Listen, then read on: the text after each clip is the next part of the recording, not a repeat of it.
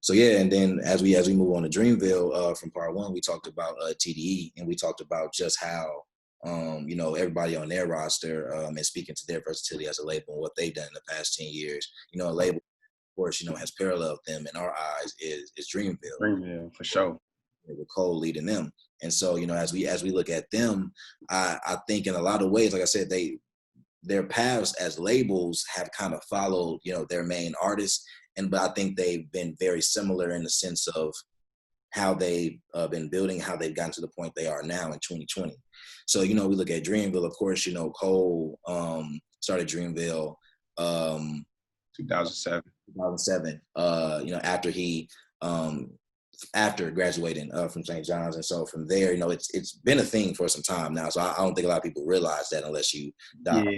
It's been there. It's been there. It's been a thing for a while. He's always shouted out, but I don't think people really started seeing it, as a label come to fruition until probably the middle of the last decade. But that's crazy though, because the first artist that was signed, to Dreamville was Omen, and that was in 2009. Exactly, and the fact that, and we spoke about this before the recording, the fact that Omen only has one release throughout the entire, like one major label release throughout his entire time, it's kind of just like, what's going on? But what I did like, he's been featured on the Revenge of the Dreamers tape, and he's kind of opened up about that shit, you know what I'm saying? And as well, he's talked about it on his tape, Elephant Eyes, as well. But on Revenge of the Dreamers 3, like even with his track with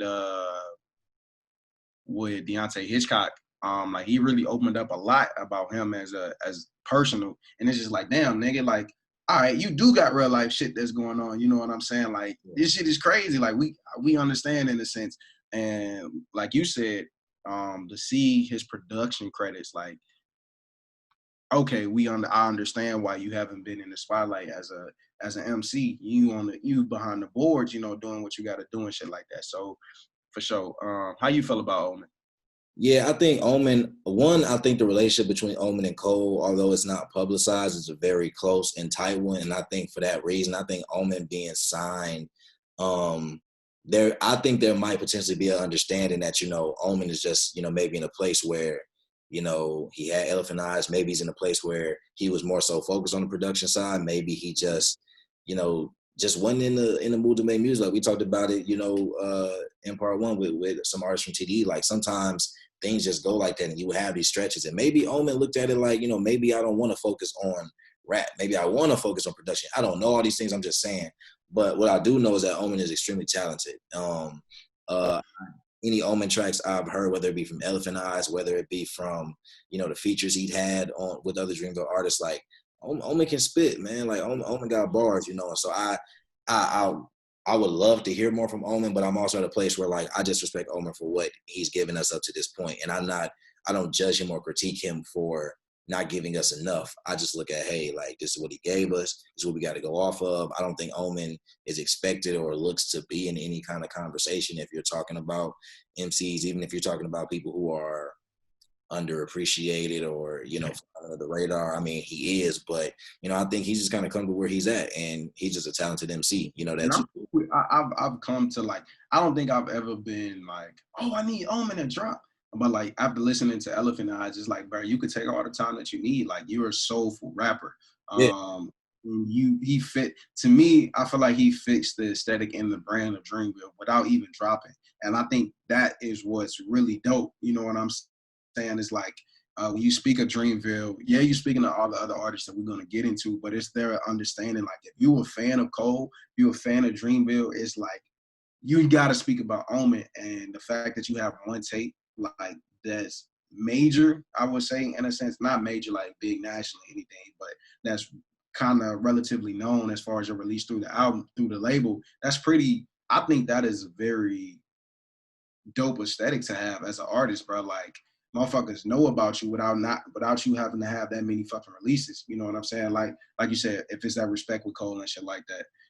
But yeah, man. Yeah, no, for real, no. So I mean, yeah, we both pretty much feel the same about Omen. But so yeah, that's crazy because Omen got signed in 2009, and we don't get another signee until 2013, and that's when Boss gets signed. And it's crazy because I was actually Super Mookin Fiends. Yeah, but no, it's crazy. I actually went to the Born Center concert. Um, Mhm.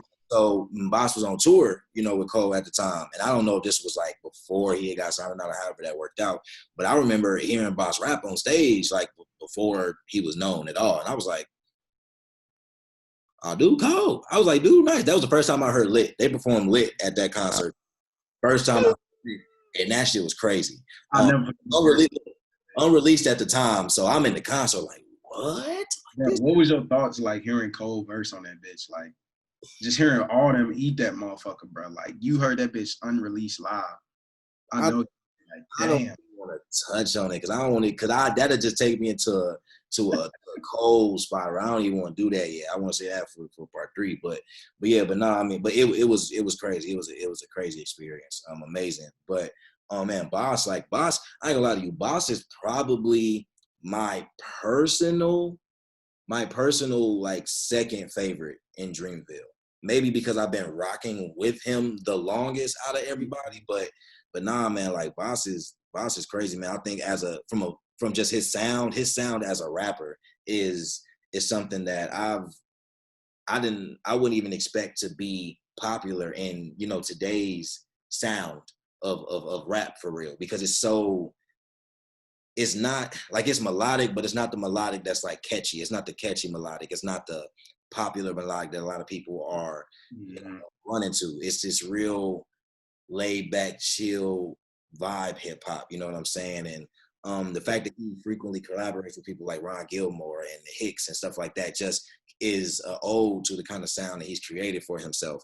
But yeah, man, Boss is a personal favorite of mine, man. What about you? Buys for me, I think just even having the name Buys, you know what I'm saying? Like you from New York, nigga, and you took close to the name Nas. That's some dope ass shit. You know what I'm saying? Yeah. And I think the same way, like when I first heard the single for Lit, it was like, yeah, this nigga's gonna be a problem for the label. Like from Buys first signing, I've been very avid with saying like Buys is gonna develop a sound that's gonna be unmatched in hip hop as far as like that he has a rap style that's very versatile. You know what I'm saying? Like it's so versatile that he can spit on an electro beat. He can mix with alternative type shit. You know what I'm saying? I can go as far as to say he fuck around. If Bob wanted to, he could chop some shit up and spit bars on a folk beat. Like, you know what I'm saying? That's just that, Probably. that's his like that's a lane that he's created to be a versatile rapper and not so much versatile where I'm gonna go to do pop and it's like, nah, I'm still spit bars, but it's like the sound of how me spitting bars is so different than anything that you heard. I think that's pretty dope. Just the tapes that he's been dropping, and I love this saying that he's been coming up with more milk and shit like that. Like that shit has been it, Nah, it brings more to the brand of yeah. It's like his brand, you know what I'm saying? Like exactly, you know what I'm saying? it's great that a lot of artists under Dreamville, TD as well, but a lot of artists under Dreamville are able to build their own personal brand. I think you don't always get to see that with labels. But the fact that they have the freedom to do so, I think is extremely dope. I think Boss is going to continue to be a problem. I think Boss really has the potential to be an extremely popular rapper and a popular artist. When that time will be for him, who knows? But I definitely think he has the potential to get into that tier of popularity as well, like another tier. So then the following year, 2014, he It's a signed personal Nas. favorite for me, man. This is Hey, man, Kaz is a personal favorite.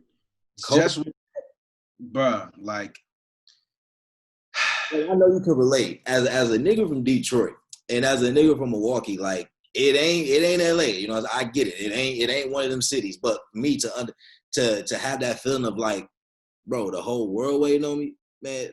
Like the city gonna feel me like that.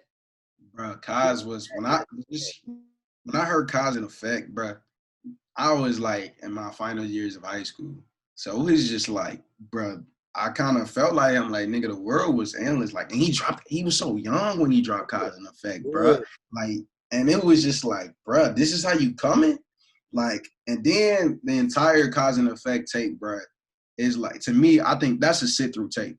For that to be your first delivery after being signed under Cole, like, and Cole coming off the hype of Born Center and then the Dollar and the Dream tours and just like the hype of Dreamville began to rise back in, and it's just like, all right, nigga, I can follow up with this. You know what I'm saying? And it's like Cause and Effect was so fucking different, bro. Like, and then just to Knock the Hustle, then Knock the Hustle remix, Dreams, all that, and then his growth. I would say though, a lot of us kind of stepped back when he dropped the Nothing Personal mixtape, I believe, because we wanted the full aesthetic of what Cause and Effect was. It's like, nigga, how you go from that to this? Like, what is that? But then it's okay though, because he came back with Affected. Hey, Affected. No, this is bro. This is how it went with Affected for me. So I listened to it the first time. I'm like, it's cool. I fuck with it. I didn't dislike it, but it was just kind of like, it's cool. I ran it back. And literally from like, I think once he hits Affected, it's somewhere, I think it's like it's track 6 or 7. The nigga turned up, bro. Right now. No, when he hits, I think it's like 6, when he hits Proof, from Proof on, like Proof, Badu, Bout It, Venice, Badu, I love, right? Actually, I go as far as to say I loved Questions. No, Questions was dope. Questions was dope.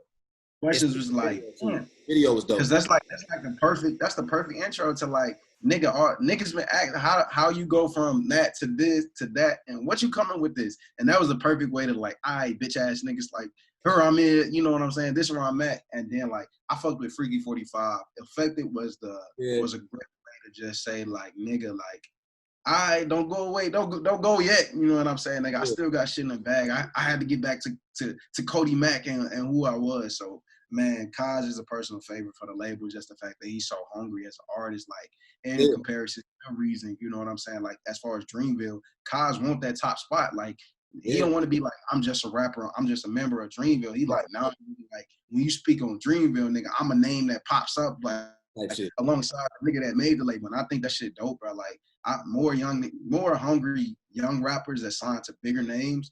I wish that they would come in the game just like that, with that same hunger and shit like that. So that's hip hop, baby. That's hip hop right there. No, for sure, most definitely, man. Excited for whatever he has coming. He also had a lot of standouts on not only the original Dreamville drop, but the deluxe. Oh my God. Hey, he was floating them. Hey, he was just hopping. Where I'm just like, yo, where the music at, bro? But no, Kaz, a personal favorite of us both, man, for sure. But definitely a standout on Dreamville as well. So the following year, they signed Luke in 2015. And so Luke, I know you're a little bit more of a fan of Luke than I am. I definitely fuck with Luke, but I know you know his catalog a little bit better. But man, Luke's still a problem. Like, like Luke can rap. And I know for a lot of people, it's like, if you're not hearing these artists a lot, or if you're not, catching their songs, you just feel like, oh, it's just a nigga signing Dreamville. But like, Luke got bars, bro. Luke got fucking bars. Luke can keep up with niggas. So, but what's your I'll let you speak more to just like his kind of catalog. And I love the fact, man, like, Luke is, for one, he's from North Carolina. You know, he from where Cole from. He ain't from Fayetteville, but he from Charlotte. But the fact that, like, nigga, he's not too far in age from Cole, but he looks up to him as like, you made it out of North Carolina, nigga. You know what I'm saying? And like, I had dreams of rapping with you. You know what I'm saying? Me and my team had these dreams of like, nigga, we want to be signed to Cole, and like, you hit the mission of what you said you wanted to do. And from I love this West 1996 Part 2 drop. As well as West 1996, I actually went and like, at first it was so hard to find that motherfucking tape, but just listening from that to this, and then seeing him, what he was doing on the Revenge of the Dreamers, it's like, bro, the ceiling for Luke is so fucking high. And it's like, when Revenge of the Dreamers 3 dropped, I looked at Luke totally different than what I looked at him after West 1996. Part 2 is like, yeah, nigga, like, you got something, you know what I'm saying? Like, and it's all about how you develop what you have. You know, so I'm definitely looking forward to big things coming out of Luke, and just him being hungry as well. And like, I love that he's advocating mental health and taking care of your mental health and shit like that during his time as well. So yeah, man, shouts to Luke, bro. Of course, yeah, man. I would definitely get hip to Luke if you're not. But no, Luke, like I said, Luke is like that, and like get hip to people tape. I think that's one thing. Like I'll quickly say, like there's a lot of artists that have these tapes, from a few years ago that just because they're not the popular tapes, not the tapes everybody was sharing, that people don't take the time to go listen. Like take time to go listen to these artists, especially in the time right now where we got the time to really sit down with music more. You know what I'm saying? So let's do that more. Moving forward. So the same year, the first lady of Dreamville, finally gets signed. Miss Ari Lennox. I mean, we've talked about, Ari on the show before. I mean, I'm pretty sure we talked about Shea Butter Baby as an album. The album was amazing. As we recently found out, Vibe said it was the #1 album of 2019. We respectfully disagree, but I still feel like it's a great album nonetheless. That's still one of my favorite albums of the year, though. Most definitely, for sure. Like that, it's arguably a no skip album. So big thing from Ari. But man, honestly, my opinion on Ari is like she's vocally, shit. I mean, it's a problem. It's not a lot of people that I feel like really can hold a candle to her vocally. I know a lot of people talk about, the things like she do on social media, how open she is and vulnerable. We've talked about before, man, we don't got a problem with that. Like, be you. Like, that's part of your artistry. That's part of who you are. You know what I'm saying? We saw it in, the skits on Shea Butter Baby. So I think Ari's destined to be huge, not only in R&B, but even from a true, like, soul, like, from a vocalist standpoint. I think, if she just keeps honing that craft, keeps creating quality content and quality albums, she could really, make a name for herself and maybe elevate into a different tier of recognition, popularity, and even of stardom and status, so yeah. I second everything that you're saying, and I think my only addition to that would be, like, if Ari can just come with that confidence, like, this is me, and not truly be too much worried about what the fuck the media is going to paint her ass as. I mean, it's Hollywood, it's the media, it's music, you know what I'm saying? Like, keep making music, because people like us and other people, it's like, you a dope artist, you know what I'm saying? Like, and this sucks, like, the award shows don't appreciate you, because like, you make music and then they have these categories which you make music in, and it's like, respectfully, those awards, should be won by motherfuckers that's putting the best out, but it don't work like that. And like, I feel like she should take it from the head honcho with a label as well. Like, look how his career has panned out. He got his first Grammy last year off of a feature. You know what I'm saying? Like, and he's dropped endless, like, he's dropped 9 fucking tapes, and none of them motherfuckers have won a Grammy. So it's just like, I don't want to say take it with a grain of salt, because Shea Butter Baby was a fucking amazing debut intro for her, coming off of Foe. I would just say, bro, Ari, just keep doing your thing, bro. Don't slow up. Keep evolving as an artist. Keep being in your bag, and like, keep being fucking you. Like, just that's what she need to do. Just keep being her. Like, if she does that unapologetic, she's gonna be a fucking problem. Yeah, no, she's gonna be a huge problem for music in general. And I mean, she's already starting to do it. Getting into more features, hopping on people's tracks. So I mean, once, like you said, really, once that confidence kick in, once Ari really get to a point where she like, look, I'm me. You motherfuckers can get ready to get lost. I'm dope. Like once that comes, it's really gonna be a problem for niggas for real.